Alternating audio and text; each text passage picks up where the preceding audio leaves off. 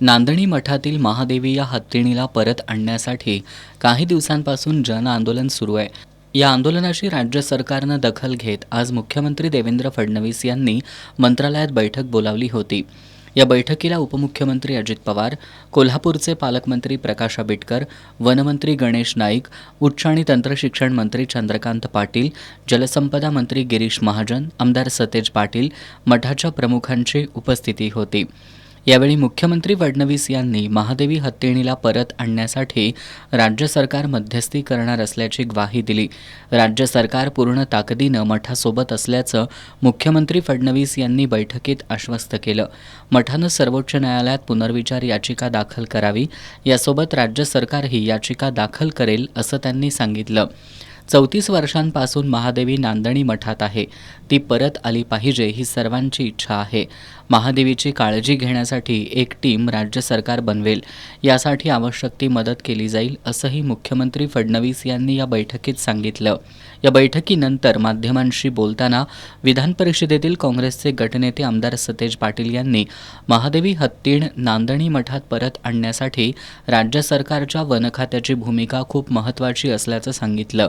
राज्य सरकारनं सर्वोच्च न्यायालयात आपली भूमिका सक्षम आणि सकारात्मक मांडायला हवी, तरच हत्तीण मिळायला मदत होणार असल्याचं त्यांनी सांगितलं.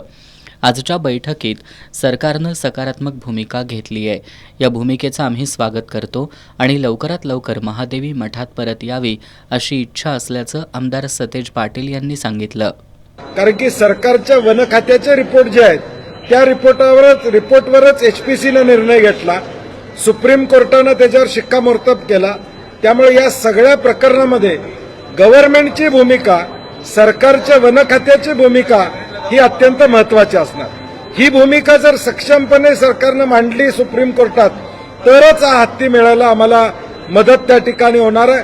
आणि म्हणून बॉल आता सुप्रीम कोर्टामध्ये गेल्यानंतर सरकार कशा पद्धतीनं भूमिका मांडते, आज तरी सकारात्मक भूमिका सरकारनं घेतलेली आहे.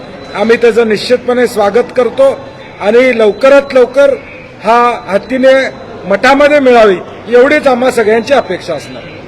माजी खासदार राजू शेट्टी यांनीही बैठकीत तीव्र भावना व्यक्त केल्या. पेटा ही संस्था आर्थिक आमिष दाखवून वनतारा इथं पाळीव हत्ती देण्याची सुपारी घेत असल्याचा गंभीर आरोप त्यांनी केला. जे हत्ती वनतारा इथं पाठवण्यात आलेत त्यांची सध्या काय परिस्थिती आहे याबाबत कोणतीही तपासणी राज्य सरकारनं केली नसल्याचा आरोप त्यांनी केला. उपमुख्यमंत्री अजित पवार यांनीही राज्यातील जवळपास 4 ते 5 पाळीव हत्ती मयत झाल्याचं सांगितलं. या गंभीर गोष्टीबाबत राज्य सरकारनं सखोल चौकशी करण्याचे आदेश उपमुख्यमंत्री अजित पवार यांनी वन विभागाला दिलेत.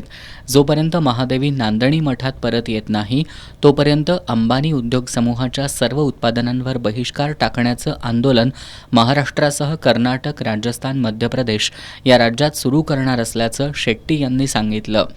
बैठकीला नांदणी मठाचे स्वस्तिश्री जिनसेन भट्टारक पट्टाचार्य महास्वामी, कोल्हापूर मठाचे स्वस्तिश्री लक्ष्मीसेन भट्टारक पट्टाचार्य महास्वामी, वरूर मठाचे स्वस्तिश्री धर्मसेन भट्टारक पट्टाचार्य महास्वामी, खासदार धैर्यशील माने, खासदार विशाल पाटील, आमदार राजेंद्र पाटील यड्रावकर, आमदार राहुल आवाडे, आमदार विश्वजित कदम, आमदार विनय कोरे, माजी आमदार प्रकाश आवाडे आदी उपस्थित होते.